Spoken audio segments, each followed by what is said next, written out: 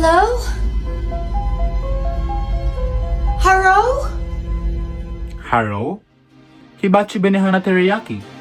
Nagasaki, Yokohama, Hokkaido, Okinawa. If you have no idea what I'm saying right now, it actually means Hibachi benihana teriyaki. Nagasaki, Okinawa, Hokkaido, Yokohama. But if you knew that already, kudos to you.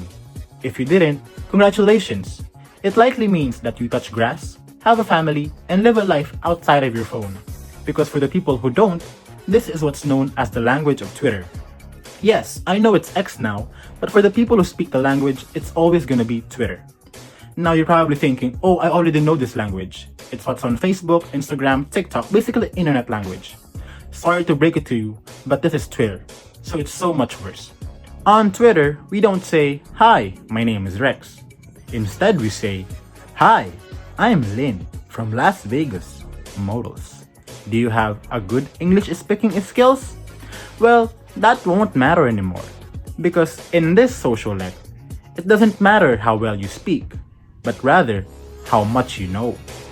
Unlike its contemporaries like Facebook language or Instagram language, Twitter language is much more distilled and requires a deep knowledge of pop culture references. Things that originate from Twitter itself, like words such as Kia Asylum, Solo Polo Hijabi, or Onika Burgers. These words would confuse most people, or as said on Twitter, would send a Victorian child into a coma.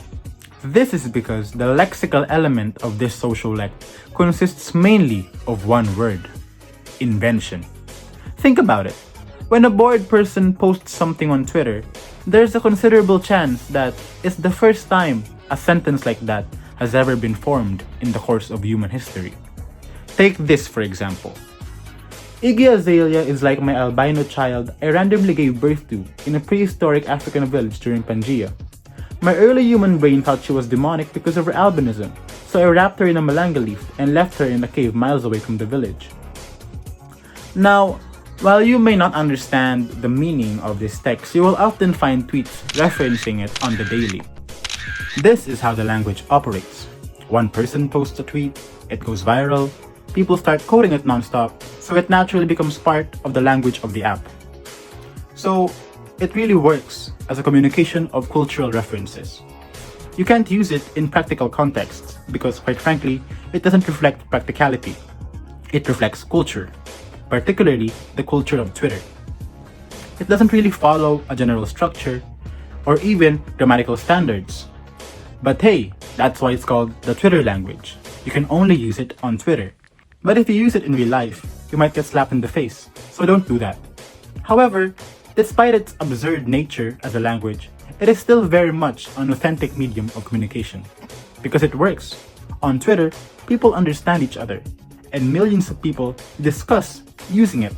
Whether it be about politics, music, art, people use the language of Twitter to communicate with each other, to bond, to connect, and to say the things they want to say in a humorous way. Now, given everything that I've said about this social act, one might perceive it as something that is nonsensical and irreverent, which it is. But more than that, I would argue that it is actually deeply intelligent. Think about it.